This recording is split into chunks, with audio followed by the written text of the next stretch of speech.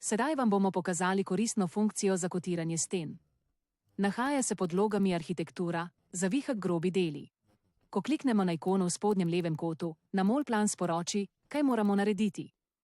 Najprej je treba označiti stene za kotiranje, nato gremo na lastnosti in prilagodimo lastnosti kotov. Za razliko od linijskih kotov, imamo v tem oknu zavihek kotnega bloka, v katerem imamo več stilov kotiranja, od kotiranja gabaritov, zunanjih kot, ki se prikažejo v predogledu, ko jih vklopimo. Imamo še kote prostorov, kote osi odprtin in kote višin odprtin. S klikom na te 3 pike lahko spreminjamo plasti kot, dodeljene posameznemu stilu. Obstajajo različne prednastavljene kombinacije, kot so idejne, glavna in 2 poljubni kombinaciji.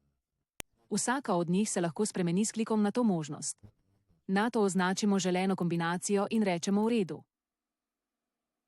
Z desnim klikom potrdiš izbiro in naslednje, kar nas Allplan sprašuje, da postavimo aktivno linijo zidu kot referenčno smer. Vzamemo kotni blok in ga postavimo na risbo. Na zelo enostaven način lahko v kratkem času skotiramo celoten objekt.